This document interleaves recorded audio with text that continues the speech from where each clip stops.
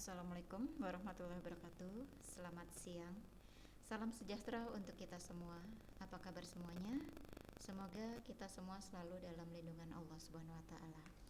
Alhamdulillah, hari ini kita bisa bertemu kembali bersama saya Uis Antika dalam perkuliahan bahasa Indonesia. Pada hari ini kita akan membahas materi tentang diksi. Diksi, pengertiannya yaitu diksi berarti pilihan kata yang tepat dan selaras untuk mengungkapkan gagasan sehingga memperoleh efek tertentu seperti yang diharapkan. Jadi, diksi berhubungan dengan pengertian teknis dalam hal karang-mengarang, hal tulis-menulis, serta tutur sapa. Setiap penulis maupun pembicara dalam menyampaikan buah pikirannya, pendapat dan pernyataan tentu akan memakai bahasa yang baik, tepat, dan benar. Sehingga karangan atau tutur tersebut menjadi bernilai atau berbobot. Bahasa yang baik, betul, dan benar ini dapat dicapai apabila pilihan kata atau diksi diperhatikan dengan baik. Yang kedua, persyaratan diksi. Dalam memilih kata-kata, ada dua persyaratan yang harus dipenuhi, yaitu persyaratan ketepatan dan kesesuaian. Tepat artinya kata-kata yang dipilih itu dapat mengungkapkan dengan tepat apa yang ingin diungkapkan, sehingga tafsiran pembaca sesuai dengan apa yang dimaksud penulis. Berikutnya, persyaratan kesesuaian.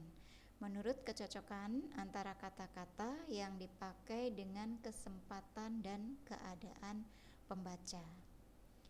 Berikutnya, untuk memenuhi persyaratan ketepatan dan kesesuaian di dalam pemilihan kata, perlu diperhatikan yang pertama kaidah kelompok atau frase, yang kedua kaidah makna atau kata, yang ketiga adalah kaidah lingkungan sosial. Berikutnya adalah kaidah karang-mengarang.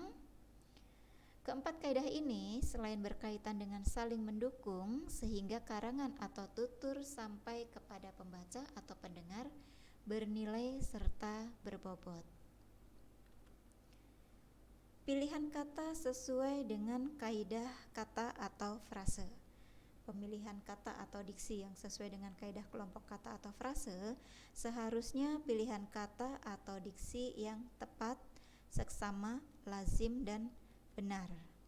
Tepat adalah pemilihan kata dengan menempatkannya pada kelompoknya. Contoh, makna kata lihat dengan kata pandang biasanya bersinonim. Tetapi kelompok kata pandangan mata tidak dapat digantikan dengan lihatan mata, walaupun kata lihat dan pandang ini sama, tapi bisa berbeda. Berikutnya, seksama. Seksama adalah makna kata harus benar dan sesuai dengan apa yang hendak disampaikan. Contoh, kata besar, agung, akbar, raya, dan tinggi, termasuk kata-kata yang bersinonim. Ini semua mempunyai arti kata yang sama.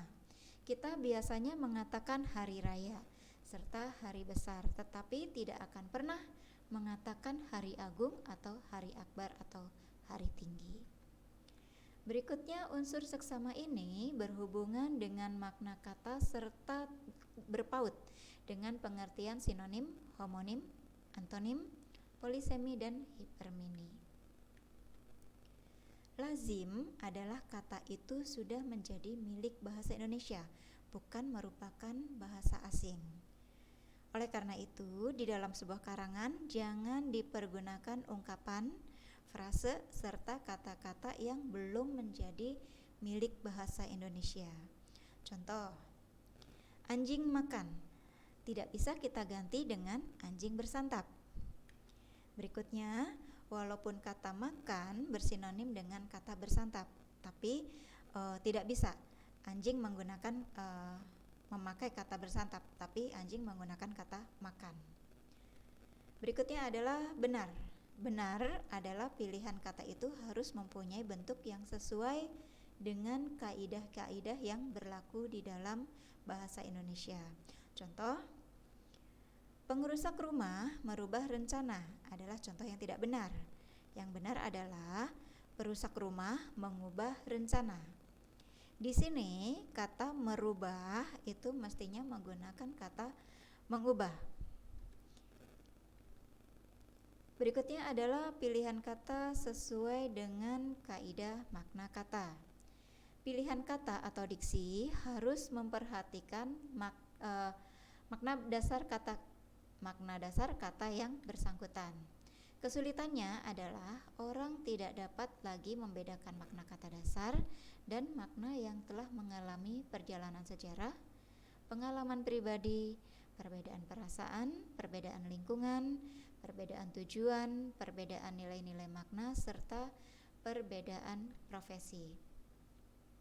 Berikutnya adalah pilihan kata diksi yang sesuai dengan makna kata harus memperhatikan sudut makna kata itu sendiri. Makna kata itu antara lain: 1. Makna denotatif, 2. Asosiatif yang terdiri dari makna konotatif dan stalis.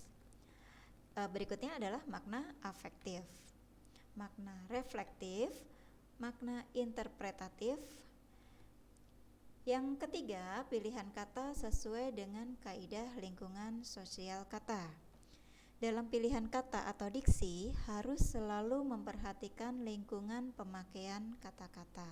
Lingkungan itu dapat kita lihat berdasarkan yang pertama tingkat sosial, yang kedua daerah atau geografis, yang ketiga adalah formal dan non-formal, keempat umum dan khusus. Yang keempat, pemilihan kata sesuai dengan kaidah mengarang. Pilihan kata di sini haruslah tepat dan haruslah dapat mewakili apa yang dimaksudkan. Pilih kata dan penggunaannya. Pertama, kata dari dan daripada. Kedua, kata pada dan kepada. Yang ketiga, kata di dan ke. Yang keempat, kata dan dengan. Yang kelima, kata antar dan antara. Yang keenam, kata suatu dengan sesuatu. Yang pertama, untuk menyatakan keterangan tempat asal sesuatu atau menyatakan asal sesuatu dibuat. Contoh, saya naik kereta api dari Surabaya. Kursi itu terbuat dari kayu jati. Ini dua kalimat yang berbeda. Yang pertama menyatakan tempat asal sesuatu, dan yang kedua menyatakan asal sesuatu dibuat. Yang kedua menyatakan keterangan sebab. Contoh, persoalan ini timbul dari peristiwa seminggu yang lalu. Jadi penyebabnya adalah persoalan yang 1 minggu yang lalu. Berikutnya menyatakan bahwa sesuatu merupakan anggota dari suatu kelompok. Contohnya, seseorang dari mereka telah ditahan seminggu yang lalu. Berarti kata seseorang ini merupakan bagian dari suatu kelompok. Yang keempat, untuk menyatakan kekhususan atau pembatasan sesuatu hal. Contoh, anak itu sedang sakit dilihat dari matanya. Jadi dari matanya ini kita bisa melihat anak tersebut sedang sakit, menyatakan kekhususan atau pembatasan sesuatu. Contoh, kalau kurang sehat lebih baik duduk daripada berdiri. Berikutnya, sebagai pengantar keterangan untuk orang, binatang, atau benda abstrak. Contoh, buku catatan saya ada pada Aminah. Di sini menggunakan kata pada. Yang kedua, sebagai pengantar keterangan waktu. Contoh, pada hari Minggu banyak orang pergi ke Brastagi. Di sini kalimat yang pertama dan yang kedua sama menggunakan pada, tapi mempunyai arti yang berbeda. Berikutnya dipakai bersama-sama dengan kata bergantung menjadi bergantung pada atau tergantung dari. Contoh, Semua itu bergantung pada kemampuan saudara. Berikutnya, contoh. Hal itu sudah dikatakannya kepada saya. Contoh berikutnya adalah, pedagang yang di depan rumah kami itu sangat baik kepada tetangganya. Contoh selanjutnya, orang tuanya sedang di luar kota. Berikutnya adalah contohnya, percayalah saudara akan bertemu lagi di suatu saat nanti. Berikutnya contoh ke rumah, ke luar negeri. Yang ini yang menggunakan kata ke. Contoh berikutnya adalah, kemana saudara tadi?